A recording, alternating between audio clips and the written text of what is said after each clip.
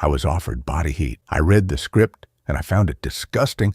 It was an imitation. I don't want to use the word steal, I'm not a judge, of Double Indemnity. That I've done once, I can't do it twice. There was the whole aspect of exaggerated sex scenes. I didn't want to have my name on it. I would have betrayed my trade, actually. I hear the picture is very good, though.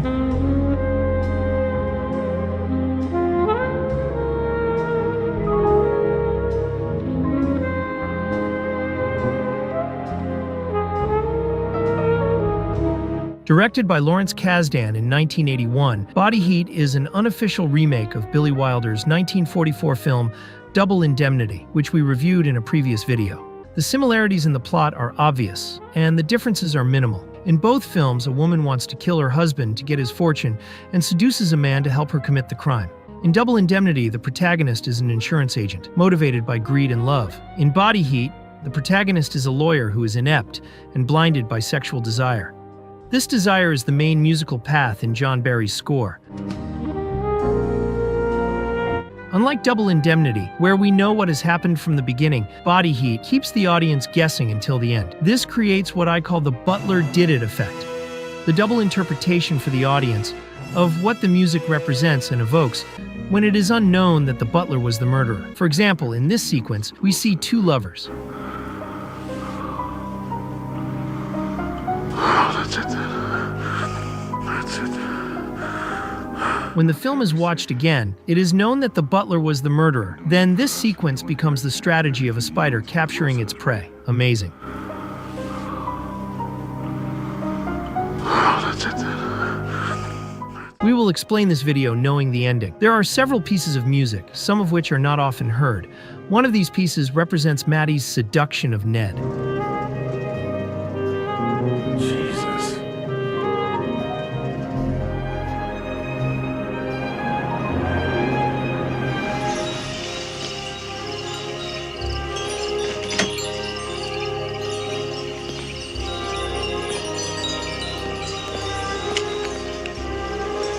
And her seduction of her husband when she wants to distract him.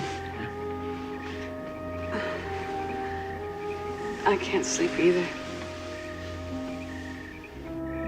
I will soon explain why the most important music does not come from her. Another piece shows Ned's melancholy and love.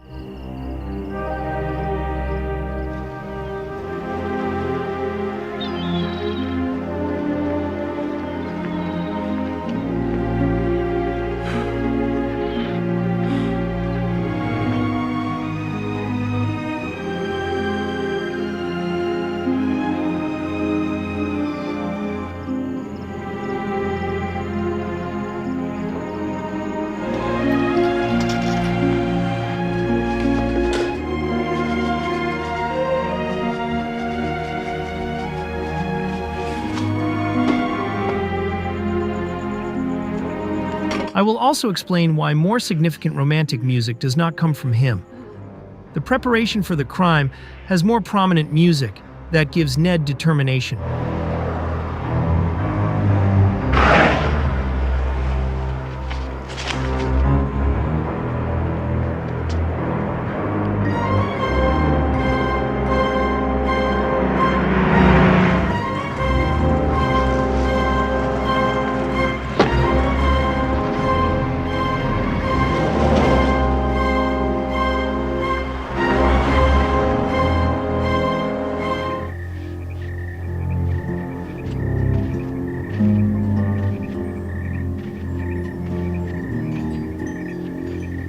He has a gun!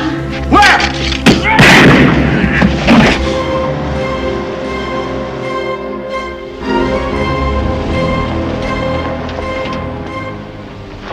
When his friends investigate, however, the music appears to turn against him.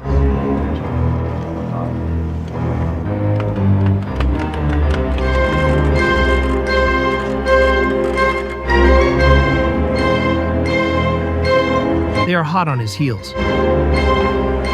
Surprisingly, it does not appear when they are close to arresting him.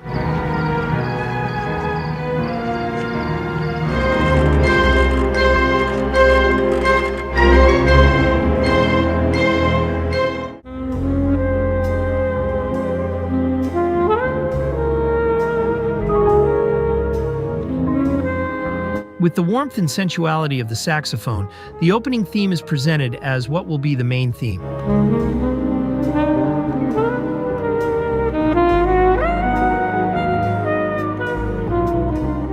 It could have worked the same way it did 10 years later in the famous Basic Instinct, where the opening theme advances the strategy of seduction and the power and control of the femme fatale, as I explained in a video.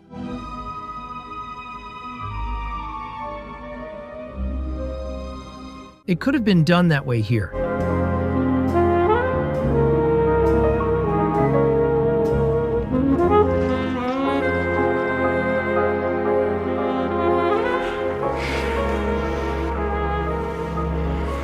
However, he is the one bringing the music, not she.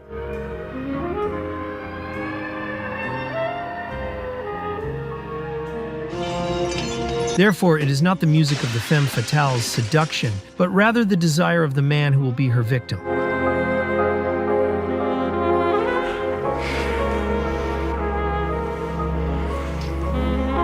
She will soon manipulate him by using the music that binds him to her. When I think about it, I wish he'd die. That's really what I want. It's horrible and it's ugly. Once she has him trapped, the music becomes her tool to control him. We both know that. That's what you want, isn't it? To trick him. He said that everything should be cleared up by next week. I'll get the money. He apologized for the delay. To sibilantly lie to him. I'd kill myself if I thought this thing would destroy us. I couldn't take it. When Ned suspects her and watches her, it seems as if the music is Maddie's.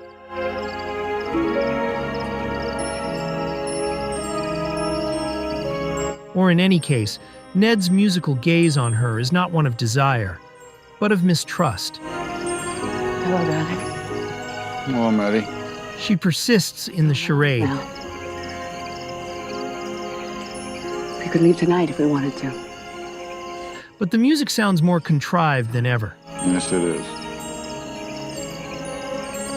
Hey, what is that? It's Edmonds. It seems that Maddie's plan has failed. But no, it has worked out fantastically well. Ned is in jail, accused of murder,